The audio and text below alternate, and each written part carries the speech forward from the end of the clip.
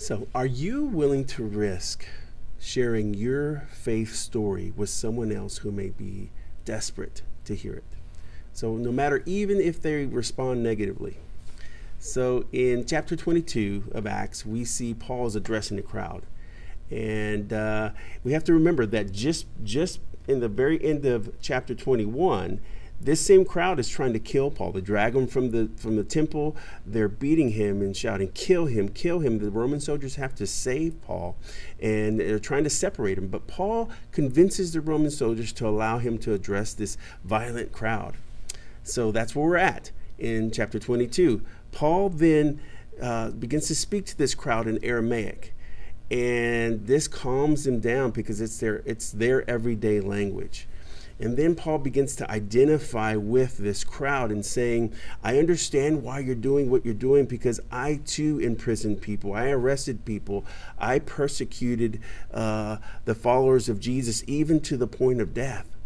But let me tell you how my life was transformed. And he begins to tell them what happened to him on the road to Damascus when he encountered Jesus, and a bright light shined on him, and he fell to the ground and he became blind, and he was and Jesus spoke to him, and then Jesus sent him into Damascus to meet up with Ananias, who would pray for him to heal him from the blindness, and to also help him understand the calling that God had on his life. And Paul was told that he was called to share the good news of God's grace with all people, whether Jew or Gentile, with kings and with religious elite. He was called to share God's grace with all people. And that's what Paul's doing here with this crowd. Now, this crowd turns on him again, because when he says that the Gentiles are also included, Paul being a Jew, this crowd of Jewish people became very angry. They couldn't comprehend that Gentiles would also be included in the grace of God, and that the Gentiles would also be loved by God. And so they turned violent towards Paul again.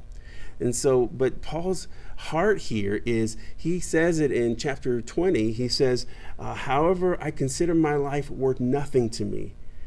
My only aim is to finish the race and complete the task the Lord Jesus has given me, the task of testifying to the good news of God's wonderful grace. And so, aren't we so glad that Paul was faithful to do that? And so many others along the way have been faithful to share that good news, so that today we have the opportunity to receive that good news. Well, we're all called to share the good news of God's grace, his forgiveness, and his love to the people in our lives and to the world around us. So are you willing to risk to share your faith story with those around you? And if you're exploring faith today, maybe your risk is to take a step of faith to receive this good news of God's grace, his forgiveness, and his love.